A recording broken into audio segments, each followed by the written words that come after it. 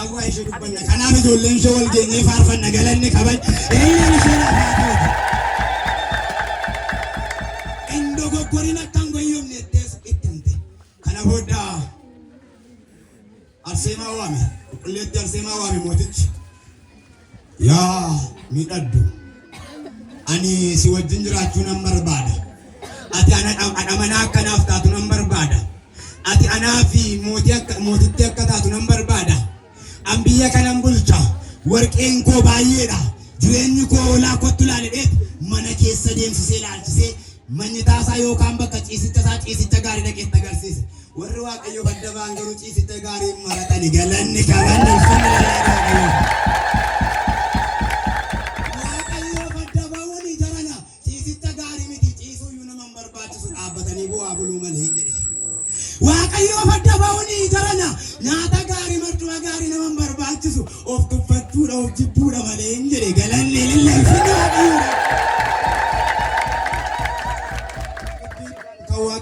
Kawak ayote nanyoji kawak ayote nanyoji tamete. Dubbilisa ang kawak ayon lalaban kawak ayon oje echa oji kawak ayon nanyoji tamete. Enyo no agarga. Kulun no agarga. Yaragana. Wareegam tunar sema akazetten wanti biyyi lafaa hundumtuu kan kee ta'ee isa samii kan gatiin qabne maal gatiisii qabaree anoo jetteen qabeenyaatiin atta agarsiiste kun hundumtuu kan biyya lafaati isa samii qabadheen jira. Isa eessaa qabadheen jira?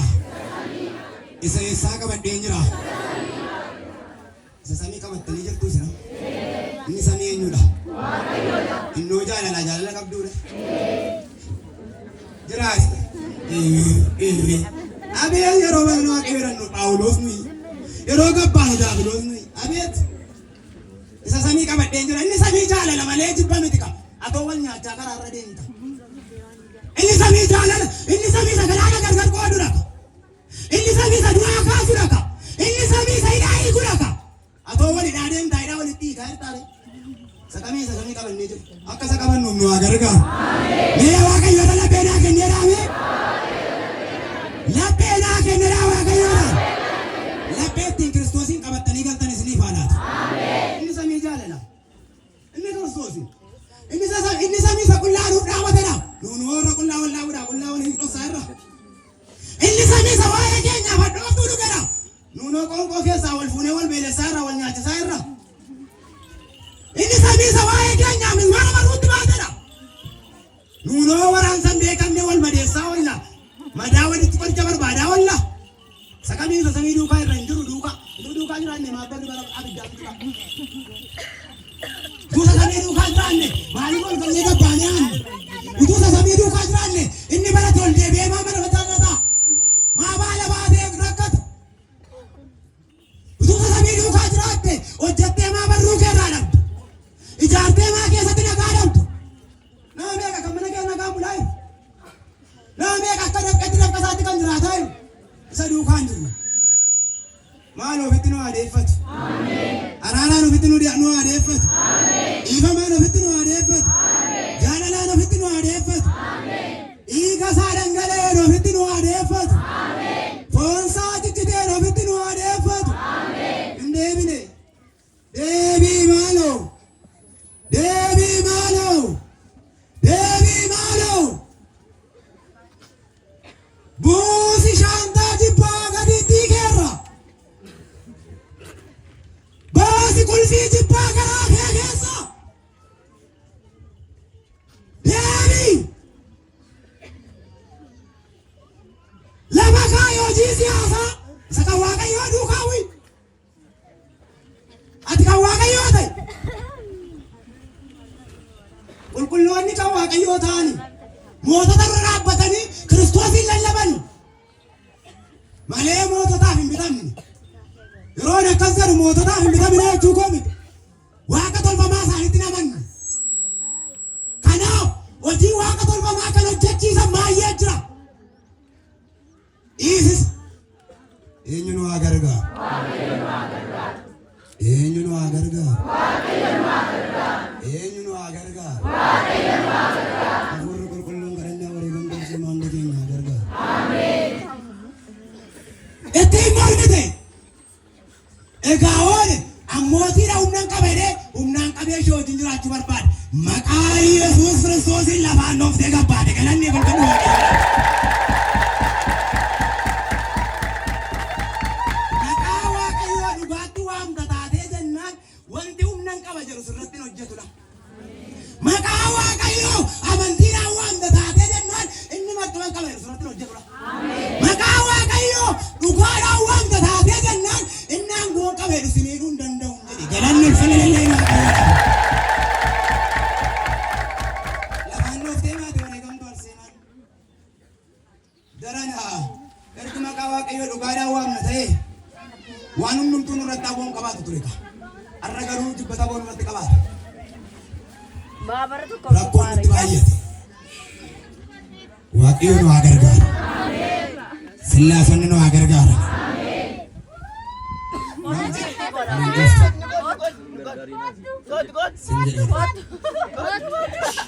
Yeroo kana bunni Waaqayyoo gara sagalee Waaqayyoo ta'a maalu seexantichi silayyuu sin dogoggorsuu barbaada. Inni ijjiine malee inni dhaabbatu kun waan baay'ee si keessa galee jira. Dhugaanis loon jira. Beeka eenyu nu haayiku maaloo furaa mana duukaan gashiidha Waaqayyoodha. Na duukaan gashiidha Waaqayyoodha. Arseemaan suuriin nurraa guggubbi galanni kabaji ishee.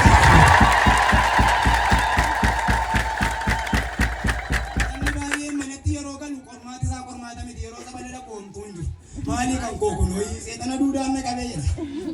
Yes. Sama duda ko. Enyu no agarga.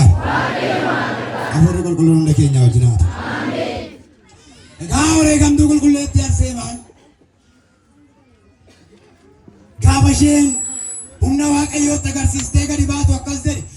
Maaloo ansal badere, maaloo ambadere, maayinne loltoonni isaa dhufanii itti siquun dandeenya humni ishee irra jiru jabaadha waan ta'eef albee qopheessaate morma warra ishee duukaa jirus morma ishees irraa jiraate dhaqaa tulluu gubbaatti gataa jedhe.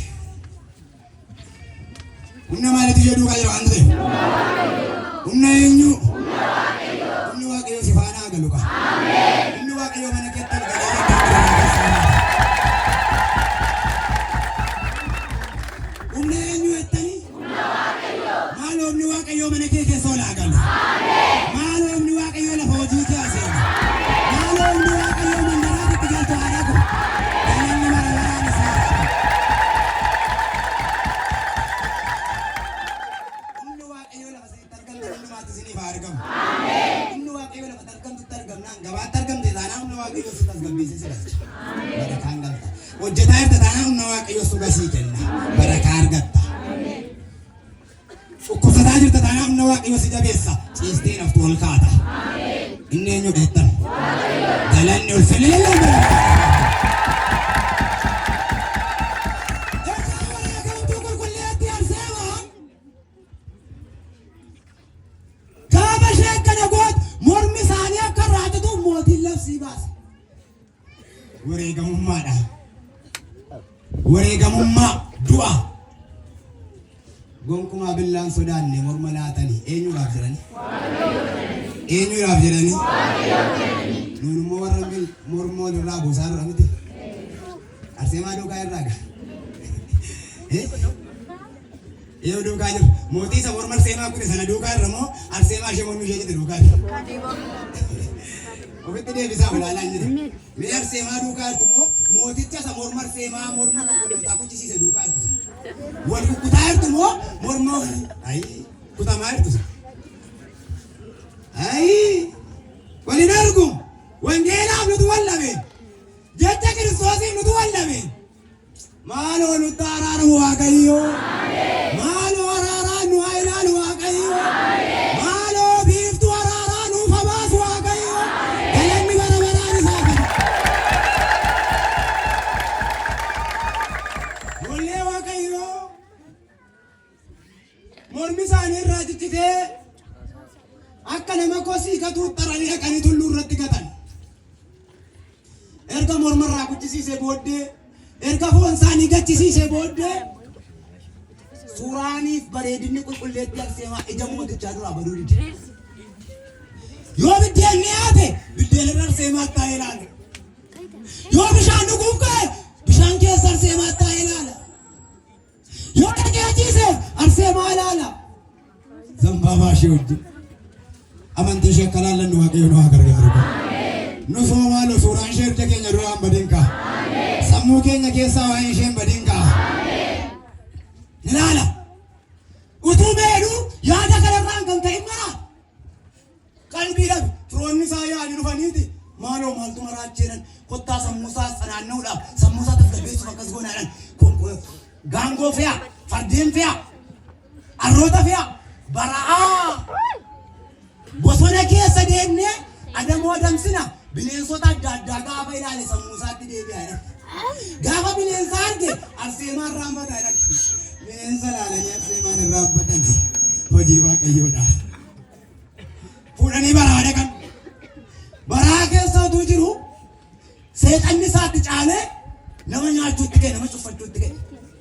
Nama hundumaa xiruutti ka'e. Obboleettiin mooticha Dirxaanis kun namni baay'ee Waaqayyoon jaallatu, namni baay'ee Waaqayyootti boossu, namni baay'ee Waaqayyoo waaqessitu, namni baay'ee Waaqayyoo sodaattu. Mucaa durbaa tokko ture akka eette subaayii galteeti Waaqayyoon kadhatte maal galteen jedhe?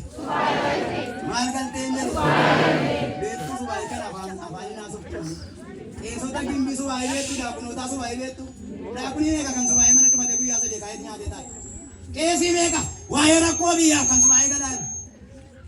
Nuunoo mana biiraa naannofnee mandara naannofnee nama jaarra walirratti nama jaarra abaluun rukuti jenna abaluun ajjeesi jenna abaluun salphisi jenna abaluun arrabsi jenna akkas miti. Maaloo mee mana cufannee aboonni tajaajiltoon uummati kun wallaalaadha.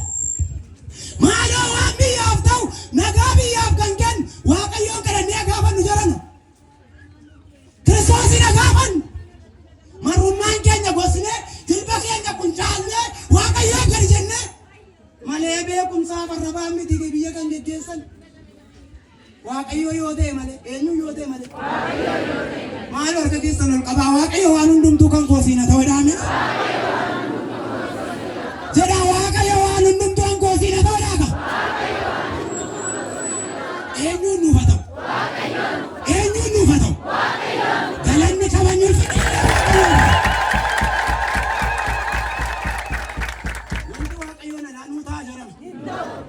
nuutaa jiran Waaqayyoon ala homtuu nuun ta'in qaba.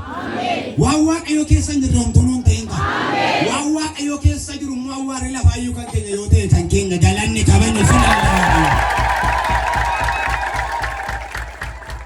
Kanaaf adara subaayyaa barru agalgaawataa subaayii baraa mana cufachuu baraa kadhachuu baraa hin jiru subaayiin magaalaa gimbii tasan jiru tasan maaliin adda baannaree seexanaa basa seexanaan hojjetu safara qulqulluu hojjetu subaayii noon jiru maaliin adda baannaree hojii Waaqayyoodhaaf hojii sobaa subaayii noon jiru maaliin adda baannaree nama Waaqayyoodhaaf nama sobaa subaayii noon jiru akkeetta addambo eenyu adda nuuf habaasa isa wal fakkeessa nu rakkisee eenyu adda nuuf habaasa maaloo Waaqayyo adda baasee dhaaka jedhaa maaloo Waaqayyo adda baasee dhaaka eeyotti laataa jirtu eeyotti laataa jirtu Waaqayyo immoo deebii kenna galanni kabanya fillisaa jarana wareegamtuu Arseemaanii mormi ishee cidee warra ishee duukaa wajjin nama 71 ciccitanii foonni isaanii gatameera. Obboleettiin mootichaa gaafa kadhannaa kadhattu akkas jedhee Waaqayyo ishee immoo beeka waan ta'eef obboleessi kee hamaa hojjetu ati kadhadhu Waaqayyo siin si beeka. Obboleessi kee tonkolii hojjetu ati kadhadhu Waaqayyo siin si arga. Eenyu nu haa gargaaru? Yeroo kana Waaqayyo akkas jedheen ilaa jedheen Gorgoriyoos namni jedhamu mootiin obboleessi kee inni maraate kun fayyaa isaatti boolla keessatti awwaalee jira maal isaatti? Maal isaatti? Fayyaatti ol wal awwaalu jira. Fayyaatti ol boolla oli qonnu jirra. Ayya Waaqayyo. Ayya madaanyaale. Ayya durboo Maariyaam. Ayya hanga bergamootaa Mikaa'el isin argata. fayyaatti warri wal awwaaltan, fayyaatti warri boolla walitti qopheessitan, fayyaatti warri walitti kolfaa boolla walii qophoortan. Waaqayyo argaa jira. Eenyu argaa jira? Boolla sitti qophaa'e Waaqayyo siif haa duuchu. Isa sitti qopheesse immoo qalbii ati jijjiirrachiisu. Waaqayyo hunda keenya har'aa haa mil'atu.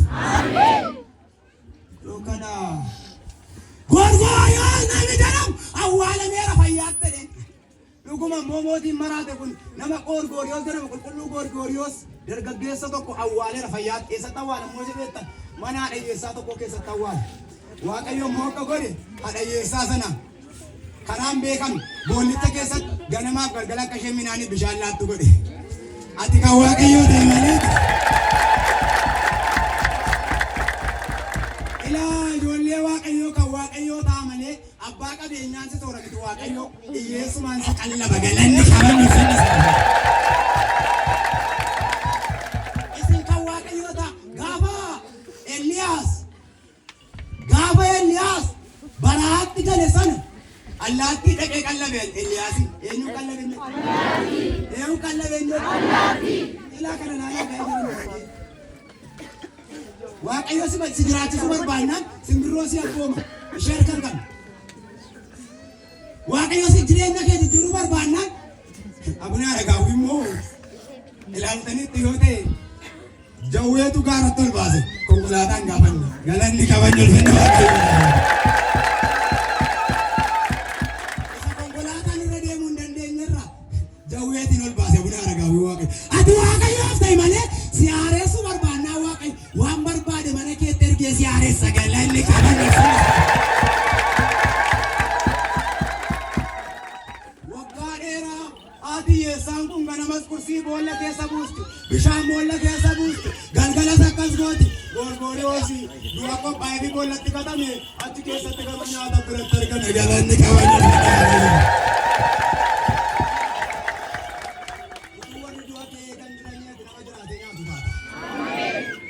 Kiristaanota yeroo kana booda lollee Waaqayyoo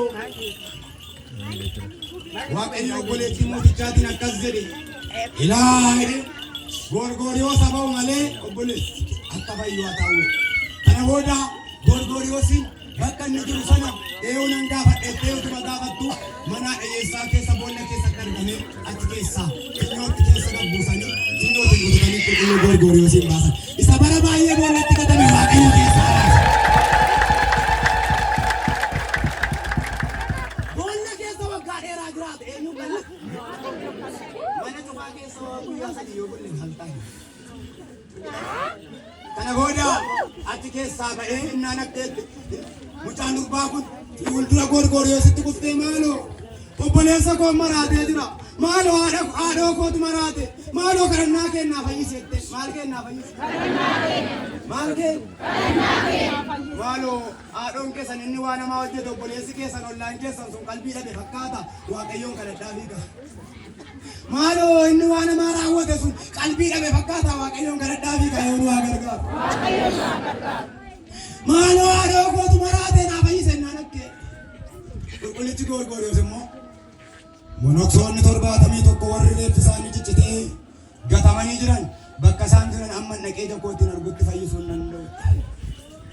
Isaan arseemaa faadha. Kana booda gara tulluu mormi arseemaa fa'aa ciccitee gatame sanaa gaafa dhaqani tulluu sanarraa urgaa ixaanaa ammas asin gidduu deddeebi'u kanatti laamaa tulluu sanarraa iddoo mormi isaanii ciccite silaa lafa du'aatti shittaara qaraqa yeroo argamu miti lafa qulqulloonni itti ciccitanii garuu ixaana turgaa'e galanni qabame. Kanaaf waadaa mataa isaa danda'ee qaba ixaanni isin gidduu deddeebi'aa jiru kanaaf kun isaanis naa eegu kaa Waaqayyo. Isaanis naa eebbisu kaa Waaqayyo. Isaan simboo godhee sin faanaa galu kaa Waaqayyo. Ixaana turgaa qulqullichi Gorgoriyoos achi ga'eeti qulqulloota wareegamtoota warra 71 ciccite kana dhaabatee galateeffatee Waaqayyoon kadhateeti akkas jedheen namicha samaraate kanaan Waaqayyootti namantaa jedheen. Eenyutti namantaa? Waaqayyootti namantaa. Mee harkaa wal qabaati Waaqayyootti namantaa waliin naa jira akka jedha wal gaafadhaan jedha Waaqayyootti namantaa waliin jira jedha Waaqayyootti namantaa waliin jira. deebistan. Moo hiikalaata.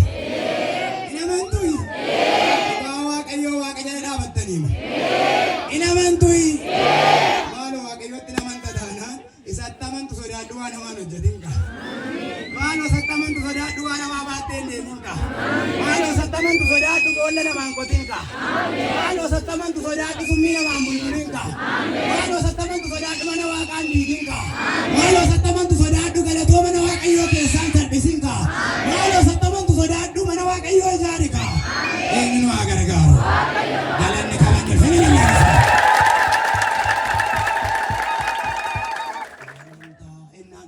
Arranni isaa dubbachuu didee dhaga'am. Arranni isaa dubbachuu didee. Inni maraate mootichi inni jala qalchiise. Morma isaa sochoose eeyyee jedhe. Mormaan dubbate. Ashiniidhaan dubbate afaaniin hin dubbanne. Gaahuu wedheen qulqullichi Goorgooriyoos. Isaan kun warri wareegaman qulqulloonni kun fuula Waaqa isaanii galanii. Fuula eenyu isaanii galanii. Fuula eenyu galanii. Kanaaf aduu jaala ifaan fuulli isaanii aduu jaala ifaan fuulli isaanii nagaraan galaanii biyya isaanii nagaraan galaanii biyya isaanii nagaraan galaanii biyya isaanii nagaraan galaanii biyya isaanii aduu jaala ifaan fuulli isaanii aduu jaala ifaan fuulli isaanii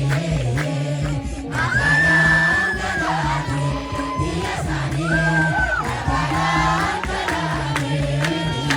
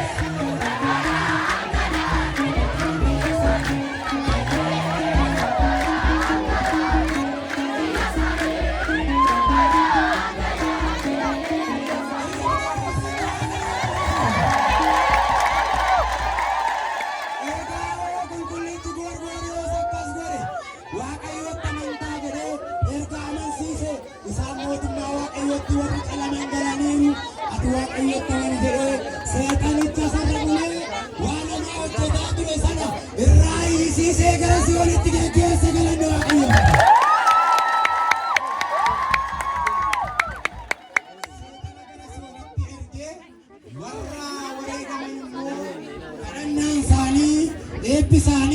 waadaan isaanii ayyaanni isaanii nurraa bulu. Egaa guyyaan irraa guyyaatti hafuurri hamaan inni bara baay'ee mucaa namaa qabachaa ture, mucaa namaa illee mucaa namaa ajjeesisaa ture, guyyaan itti walitti geeffamedha. Waadaan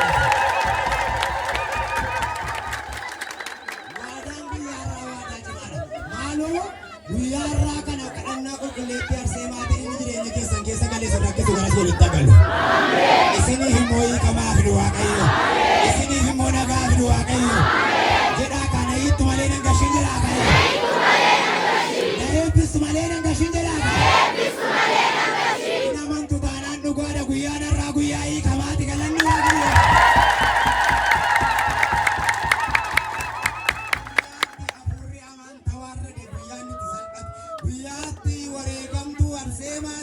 Hojjetamedha. Isiniifis akkasuma hojjetu Waaqayyo.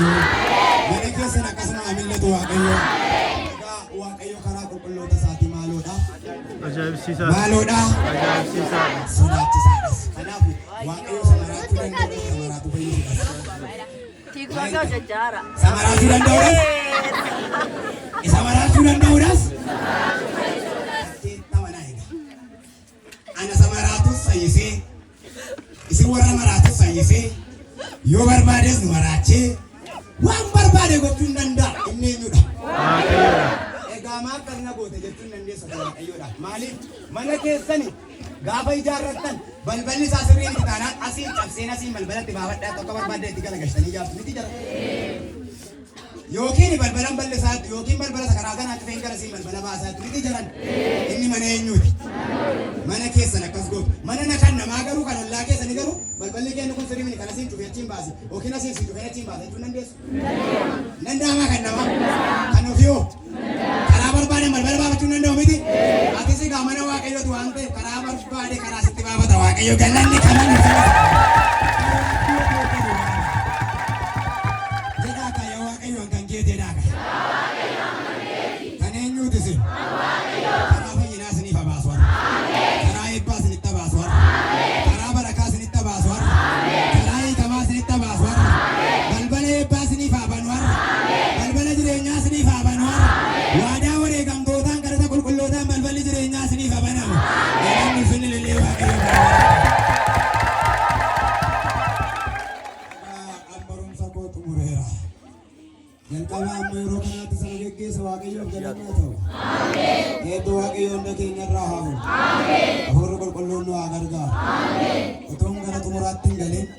amantoota warra musliimaas ta'e amantii biraa keessaa warra dhuftanii erga galeessaas itti na barbaadaa jirtan kottaa amma sa'aatii kana fuuldura kanatti isinis dhalootii godha malee cuuphaan arra afee jira achumaan keessa naa bara maaliif taabota bobbaa waan ta'eef kaleessa udheen gaddaa amma sa'aatii 8tti geggeessaa turre cuuphaa waan ta'eef arra immoo cuuphaa geggeessinaan sa'aatii 9tti taabonni hin bahu kanaaf hambisne boritti itti fufa cuuphaan jechuudha.